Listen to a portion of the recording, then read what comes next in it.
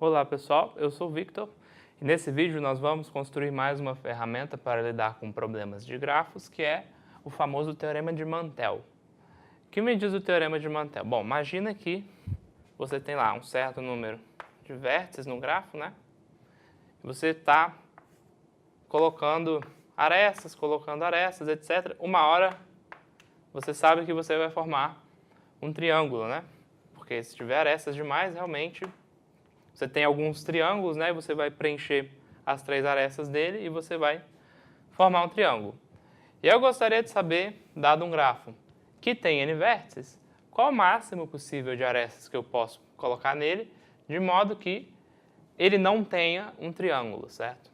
E aí o resultado é o seguinte, que você pode ter no máximo n² sobre 4 arestas, ou seja, mais do que isso de arestas num grafo de n vértices, e você tem um triângulo, ou seja, 3 vértices 2 a 2 ligados, certo? Então, uma possível demonstração disso é o seguinte. Observe que se você tem um vértice e você tem o conjunto dos amigos desse vértice, né, o conjunto dos vértices que estão ligados a ele, se o grafo G não tem triângulos, então isso aqui não é uma aresta, né? Isso aqui não é uma aresta, isso aqui não é uma aresta, ou seja, o conjunto dos amigos desse vértice é o que a gente chama de conjunto independente, certo? Por quê? Quaisquer dois elementos, quaisquer dois vértices desse conjunto não estão ligados, certo? Isso quer dizer o seguinte, bom, se você usar um argumento de maximalidade, né, aqui, seja A um conjunto independente maximal, ou seja, com o maior tamanho possível entre os conjuntos independentes do grafo G, certo? Então, se eu tenho um vértice V aqui, o que eu descobri é que o conjunto dos amigos do vértice V é um conjunto independente. Como A é máximo, o grau de qualquer vértice do grafo tem que ser, no máximo, o tamanho do maior conjunto independente, certo? Bom, outra coisa é o seguinte. Toma esse conjunto independente A, né? Tem vários vértices aqui, não há dois que sejam ligados, e toma o complementar, né? O B, que é o conjunto dos vértices de G, menos os vértices que estão lá em A, certo? Você exclui do conjunto dos vértices de G o conjunto de vértices que estão em A, você obtém um conjunto B. Note o seguinte, qualquer aresta do grafo G tem ao menos um extremo no conjunto B, certo? Porque, dado uma aresta, ela não pode ter os dois extremos aqui, porque esse conjunto é independente, tudo bem? Bom, isso vai influenciar na minha conta da soma dos graus, né?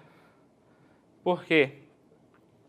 Porque eu sei que o número m, que é o número de arestas do grafo G, ele tem a ver com essa soma aqui,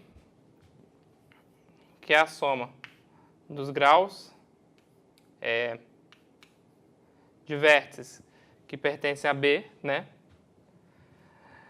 Que é o seguinte, essa quantidade de arestas é no máximo a soma desses graus aqui, tá bem? Por quê? Porque a Aqui eu estou contando a quantidade de extremos de arestas, certo? E a quantidade de extremos das arestas é maior do que ou igual à quantidade de arestas, porque cada aresta tem 2 extremos. Então, o número de arestas já encontrei, né, uma cota máxima, a soma dos graus dos vértices que estão em B, tá bom? Bom, mas acontece o seguinte, você vai se lembrar que o grau de qualquer vértice no grafo era no máximo o tamanho do maior conjunto independente. Então, essa soma aqui, cada termo vale no máximo cardinalidade de A, e eu tenho a quantidade de termos igual à cardinalidade de B, certo? Então, a quantidade de arestas no máximo esse produto, certo? Agora, esse produto ali, eu posso conseguir pela seguinte identidade, né? Esse produto AB é igual a cardinalidade de A mais a de B sobre 2 ao quadrado menos a cardinalidade de A menos a de B sobre 2 ao quadrado, certo? Porque aqui vai ficar A quadrado sobre 4 e vai cortar com o negativo daqui, é só abrir o trinômio quadrado perfeito, o B quadrado também vai cortar. Aqui vai sair o produto sobre 2 mais o produto sobre 2, que é o produto, certo?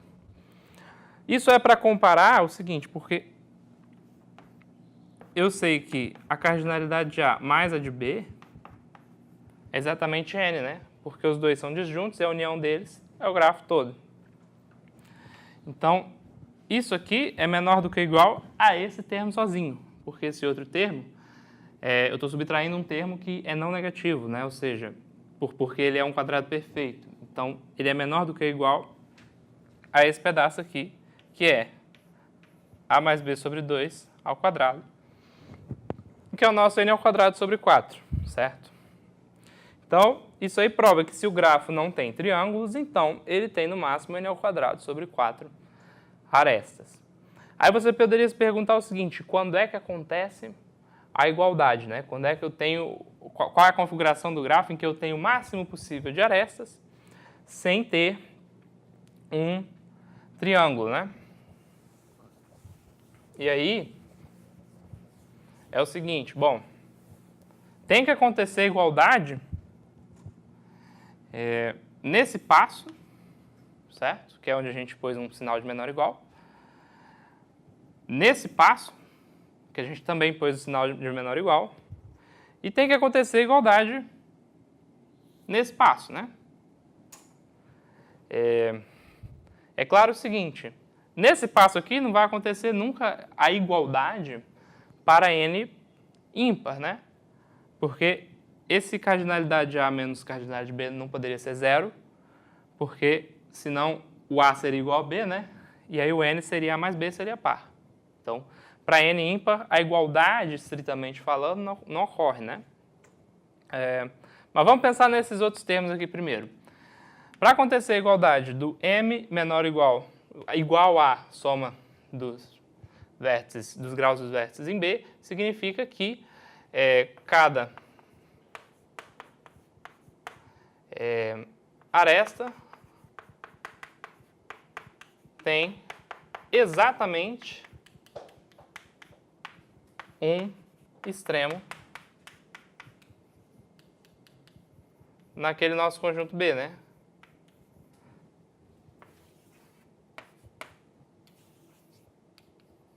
Quer dizer, não tem nenhuma aresta que ligue dois vértices desse conjunto e também não tem nenhuma aresta que ligue dois vértices do conjunto A, ou seja, o A e o B são independentes, tá? Isso aqui é o que a gente chama de um grafo bipartido, certo? Eu consegui particionar os vértices em dois conjuntos e cada vértice só está ligado a vértices do outro conjunto. Então, ele é o que a gente chama de grafo bipartido, certo?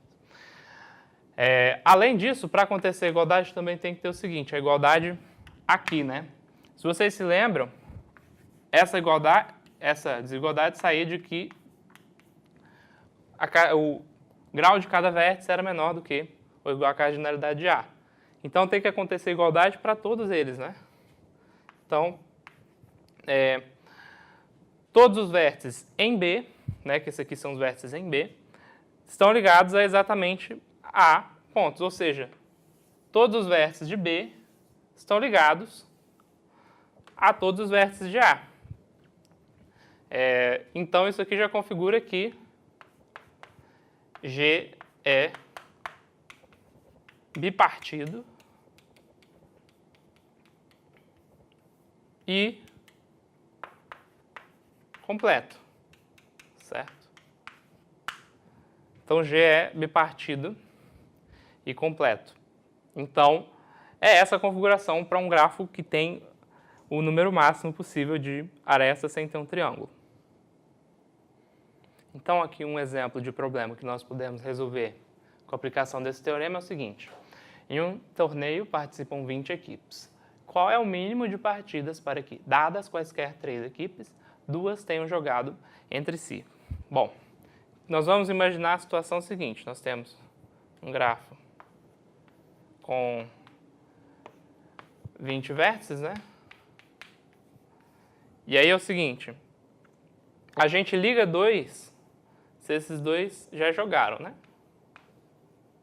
Se esses 2 jogaram, nós vamos ligá-los, certo? E aí, o que ele me diz é o seguinte, que não existe uma situação em que esse vértice aqui não jogou contra esse, né? Vamos representar com a linha tracejada o negócio que não é uma aresta do grafo, né? A ligação que não aparece. Então, o que ele me diz é que eu quero pôr tantas arestas que isso aqui não aconteça, né? Que elas não tenham um triângulo de pessoas que nenhuma tenha jogado contra a outra. Bom, aí eu vou fazer o seguinte. Eu vou olhar para o grafo complementar de G, certo? O grafo complementar de G é o seguinte. O G é o grafo das arestas que ligam 2 caras se eles jogaram, certo? Então, o G complementar é o grafo que liga 2 arestas que liga 2 vértices se eles não jogaram ainda, certo? E o que o enunciado me diz é que o complementar não tem triângulos, certo? Ora, se o complementar não tem triângulos, o número de arestas desse complementar, pelo teorema de Mantel, é menor do que ou igual a o número de vértices ao quadrado sobre 4, o número de vértices é 20. Então, eu sei que eu tenho, no máximo, 100 arestas no complementar, certo? Agora, observe o seguinte. O número de arestas do grafo mais o número de arestas do grafo complementar é exatamente a quantidade de pares de vértices do grafo, né? Ou o par é uma aresta ou não é uma aresta, certo? Esse 20 escolhe 2, 20 vezes 19 sobre 2 dá 190, certo? Se eu descobrir que a quantidade de arestas do complementar é no máximo 100, então para somar 190, esse pedacinho aqui tem que ser pelo menos 90, né? Então eu descobri o seguinte, que se eu não colocar pelo menos 90 partidas, então existem 3 caras que mutuamente, 2 a 2, eles não jogaram entre si. Tá? Por que eu sei que realmente existe uma configuração em que eu coloco 90 e resolvo esse problema? Porque lembra aqui no nosso complementar, para atingir o máximo sem ter triângulos, qual teria que ser a estrutura do grafo complementar? Eu teria que pôr metade para um lado, né? Metade para o outro. E eu teria que fazer essas ligações, né? Ele teria que ser um grafo bipartido completo. Então, aí eu teria que olhar para o complementar como o seguinte. O complementar é pegar esses 10 vértices que estão aqui, todos, e ligar eles 2 a 2, né? E aqui ligar eles 2 a 2. Então, o nosso grafo ficaria assim. Você tem um 10 clique aqui, por exemplo, né? E do outro lado você tem um 10 clique aqui, certo? Força a imaginação, imagina que eu desenhei um 10 clique de cada lado.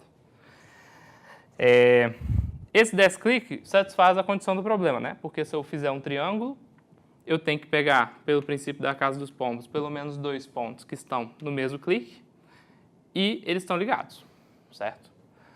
Agora, aqui tem quantas arestas? 10 escolhe 2, que é 45, e a outra 10 escolhe 2, que é 45, certo? Então, aqui tem 90 arestas e realmente eu satisfiz a condição do problema. Então, a resposta é 90. Eu espero que vocês tenham gostado desse vídeo e até a próxima.